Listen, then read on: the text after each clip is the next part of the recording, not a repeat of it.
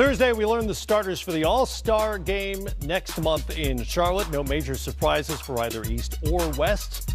In the Western Conference, Steph Curry, James Harden, of course, Paul George, Kevin Durant, and the leading vote getter, LeBron James. The reserves come out Thursday on TNT. The coaches will cast the votes that count, but helpfully, we're here to make our choices as well, in case the coaches aren't sure. Actually, they've probably already cast Helpfully, we are here. Helpfully. I don't know helpful to whom, but we're really a service.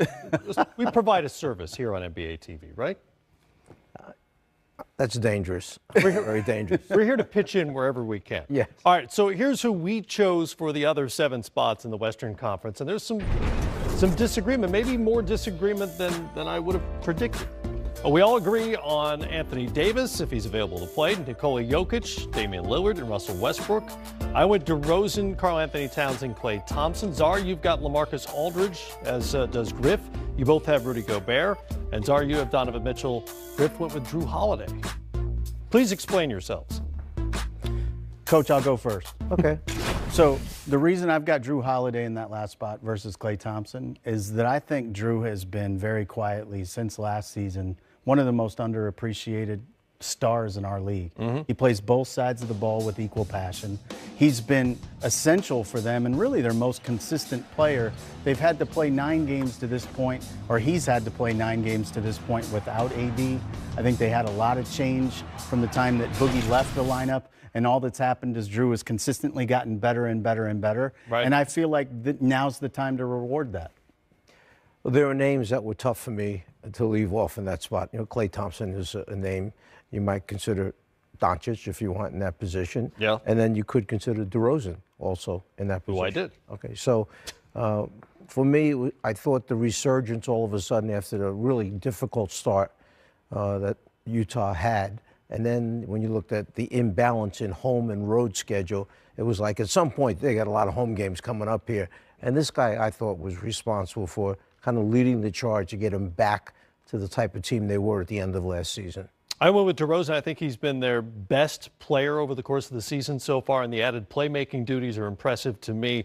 In fairness to me, I picked Karl-Anthony Towns before the Timberwolves were swept in the home-and-home by Rudy Gobert and the Utah Jazz. I don't know if that would have changed my vote or not, but I think he's been really effective since the Jimmy Butler mess was sorted out in Minnesota. And Klay Thompson has been, after the early season slump by his standards, has been pretty great here the last 6 weeks. And to me, he's just one of those guys, a two-way player who's just an all-star. Like, unless he's terrible, but let me ask he's you, an all-star. What about Karl-Anthony Towns from game 1 up to game 30 or whenever the Butler thing Not and as good. coaching was Yep. replaced?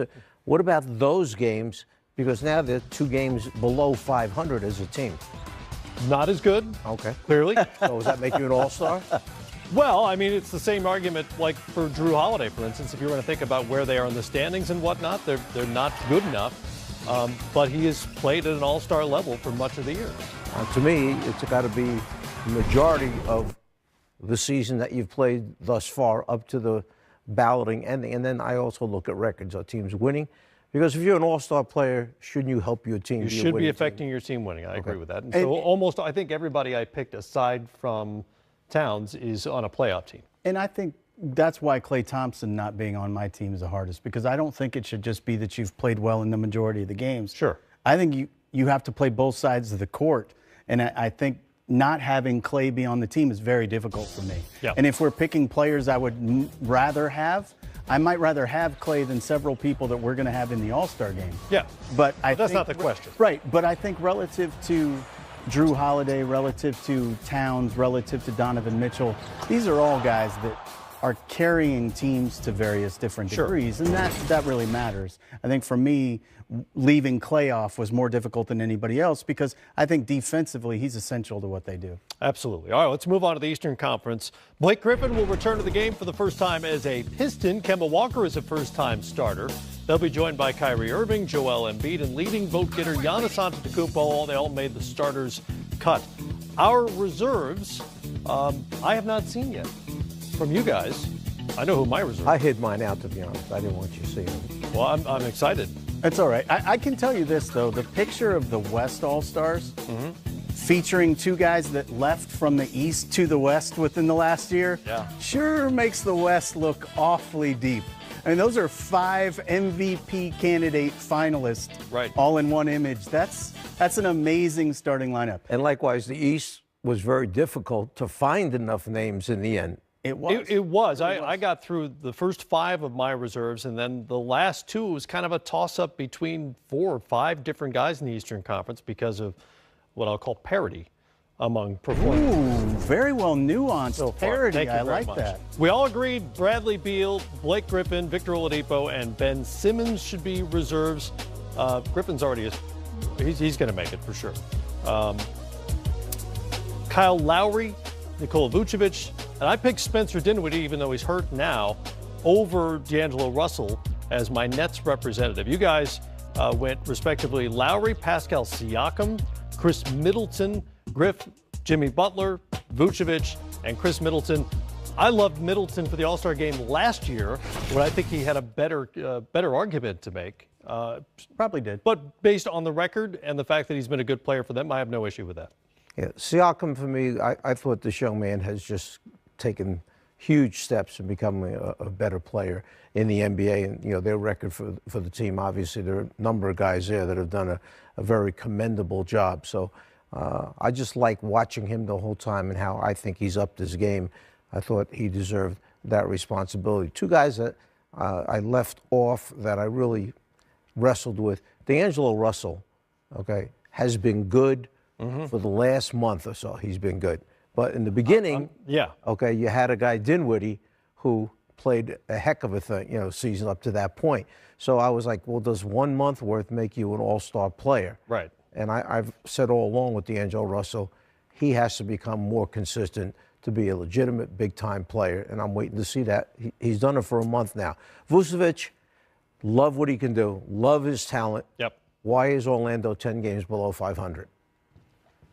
I don't know. I don't know. I went with Dinwiddie over Russell for that reason, by the way, because he's been the guy they've gone to at the end of games more often than not. In fact, you remember early in the season there were times when Russell wouldn't even be on the floor at the end of close games for the Brooklyn Nets. You know, it's interesting. So to answer your question, Vucevic in 10 games under 500, the reason is because he's their best playmaker. Right. You're going to be 10 games under 500 when your best playmaker is a center and you don't have other players around him making ancillary plays. So I think they are a few steps away from being highly competitive. I think they have a very clear theme. But what Coach Clifford has done is really run everything through Vooch in much the same way to a lesser degree than Denver has around Jokic. Yep. And so I think the fact that Vooch has that kind of skill set makes him really intriguing. The other reason I wanted to make sure he's up there because he's a big trade target. Just to make sure everybody understands. I want to lead into our trade deadline programming with that name in everyone's mind. Intriguing is a good word because he figures to be intriguing to a lot of teams. No question. Next week when the trade deadline happens. There you go. I think we've solved this. We've worked all this out. Helpful. That's what we were. Helpful. LeBron James will get the first pick in the draft, of course. The captains have to start with the starters, then they can go to the reserves. So who is LeBron picking first? So I'm not allowed to say Anthony Davis, right? Because he can't, because that would be the... I would probably say... that would be the intriguing answer, I wonder if it would be a point guard that he may have played with once before in his career. Or could it be Kevin Durant, who he has great respect for? I'm going to go Durant. You're going to go Durant, okay? Did he pick Durant first last year? That's why I thought he did last year. I don't remember. So that's why I went that way. That's interesting. I'm going to say that it's going to be one of those guys from the Western Conference photo. I'm going to take Steph Curry as his first pick. I'm kind of leaning that way myself.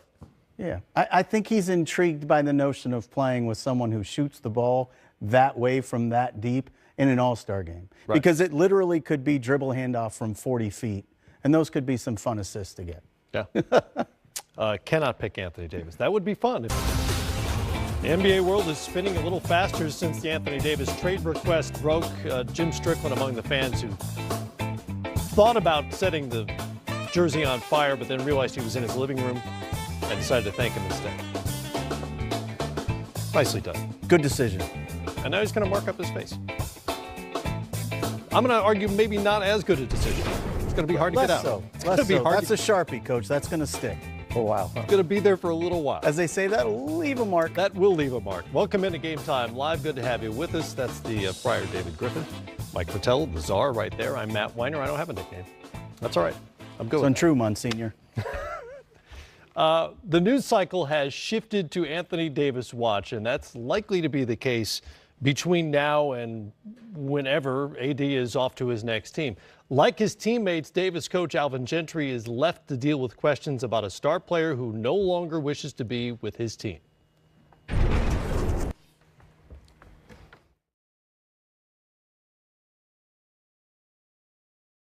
Well, we'll do as good a job as everybody else has done the last 6 games. How about that? We'll try hard to hold him under 50, okay? And that means we've done as good a job as anybody else. I was actually, Alvin, talking about trying to deal with James Harden tonight. As for the Davis situation, look, we have a coach, we have a GM here in the building, so you two get to role play here a little bit. Put yourself in the position of Alvin or Dell Demps spot in the front office. Now that you know definitively, and you probably had your suspicions beforehand, but now that you know definitively that Anthony Davis' plans aren't going to keep him in New Orleans long term, how do you proceed? You know, it's interesting. I do very little, frankly, and I think if you're Dell Demps, this could not have taken you by surprise. You had to have been in a situation where the moment Rich Paul and Clutch Sports were able to sign Anthony Davis as a client, you had to understand the game was going to be played a different way. And I'm sure this did not take them by surprise. Some of the sound that I got to see yesterday with Drew Holiday talking after practice about his thoughts on it, he was very clearly not surprised. So you can't react now in the next 7 to 10 days as though something of substance has happened. Nothing really should be changing from your viewpoint. You should have had laid out what your expectation is in an AD deal, what you would be willing to accept and what you will not accept. And nothing should change that between now and the deadline. This was done in such a way with a timing that it was meant to create leverage on the part of someone that is not the New Orleans Pelicans. And so what they need to do is stay the course and wait until they can make the deal that they're comfortable with. And if that's at the end of the season, so be it. But I would do very little that I wasn't already planning on doing. And Coach, if you're Alvin Gentry, aside from having to answer a bunch of questions about this, what changes for you in terms of how you go about your day-to-day and how you talk to your team now that this is the cat's out of the bag? I think there's an order that you have to go through as the head coach. The first thing is you go in and sit down with your general manager and you say to him, this is what I propose doing right now, because you know he's going to find out very soon, because the players that are in the room, when you talk to them, are going to tell their agents, and then the agents are going to call him, and he's going to have to deal with all that. So first, I want to get his permission that this is what I want to say. I think it's the right thing. Are you okay with that? Then you proceed, and I sit down with Anthony Davis next, alone. And I say to him, listen, this is not a secret, obviously, and we've got to maintain the course that we set out to try and make the playoffs and go as far as we can into the playoffs. Now, do I know Anthony Davis is coming back and going to be part of it, or is he going to be out and not play again for the remainder of the season? Because that's two different things altogether. But assuming that he wants to come back and be part of it after his finger heals up, that type of thing, I have to explain to him we're going to have a team meeting, and I'm going to deal with this in the locker room with you sitting there, and explain that whatever is out in the media, don't think it was hidden from the players by any means. Right, right. How are we handling this as a team, and how is that changing our focus on what we're trying to do? Our mission is get as much done as we can while this guy is here, and if he does go on to somewhere else, we have to move forward with our plans. And interesting in terms of navigating the rest of the season, the Pelicans are in a position where it's almost a make or break spot. They're 5.5 games out of that 8th spot in the Western Conference, and if they fall even further down with Davis out of the lineup right now, that could influence whatever decision they're going to make here moving forward. When you're thinking about deals, David, you're thinking priorities. Your priorities are what here exactly? What do you want to get back? When do you want to get it done? Well, I think it's interesting because everything in their thought process changed once AD got injured. I think they still were trying to be a buyer potentially at the deadline heading into this next week or so.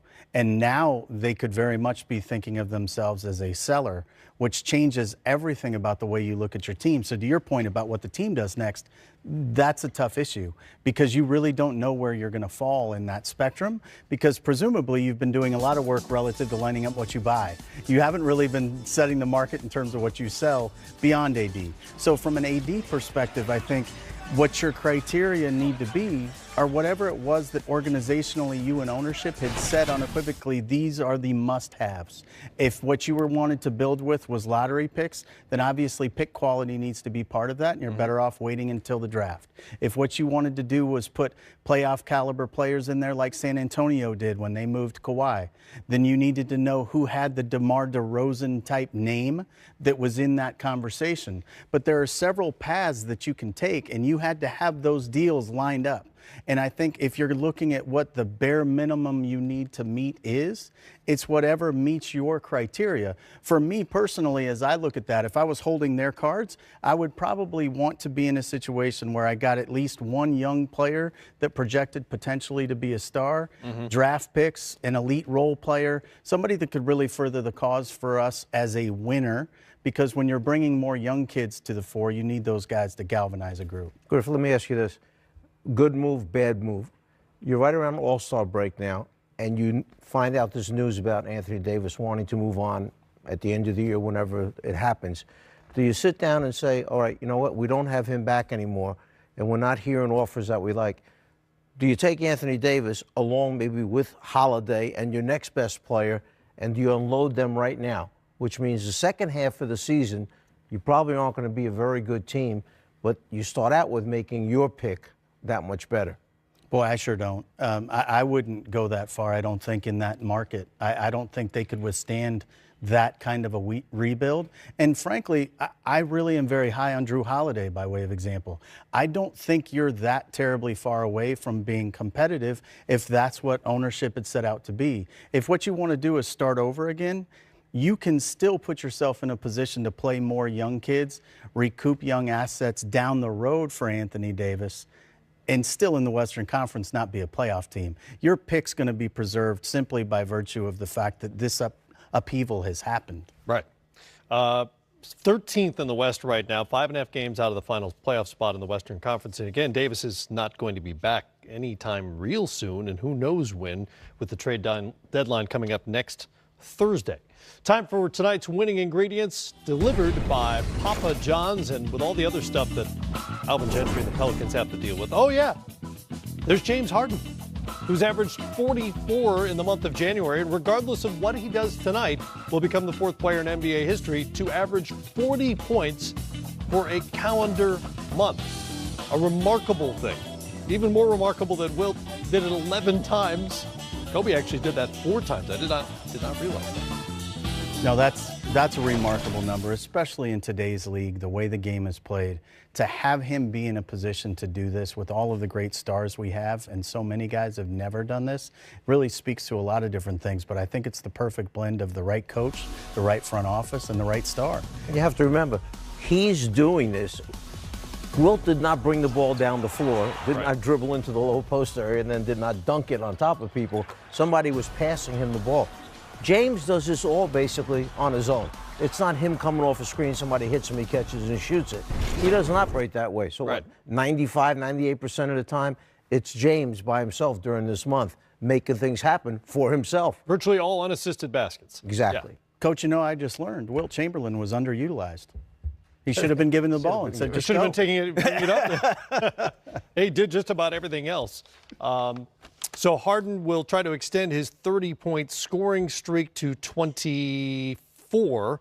He'll also try to extend his streak of being the leading scorer among all scorers in the game he's playing to 24, which is another remarkable team because that affects the other team. Well, it might actually get more difficult in a weird sort of way because he has more talent with him now. One of the things that really sort of propelled him on this streak was the fact that there's nobody else to demand the ball. And what's fascinating is it played right into the sort of mad science experiment that they've had, which is if we can control every single possession and control outcome possession by possession, we can overcome the fact that we may not be deep enough on the defensive side of the ball. Chris Paul coming back means he may have less touches and maybe they're less efficient offensively, which in a weird way puts more pressure on their defense. By the way, Harden's next 50-point game will move him up the all-time list of career 50-point games. He'll pass Rick Barry for 5th all-time if he gets number 15 or when he gets number 15. It's going to happen sooner or later. Again, Wilt skews the graphic with 118 career 50-point games. You do that when you average 50 for an entire season. That tends to mess things up. Over/under tonight against the Pelicans, the shorthanded Pelicans, for points for James Harden. We're going to put it at 45. I'm under.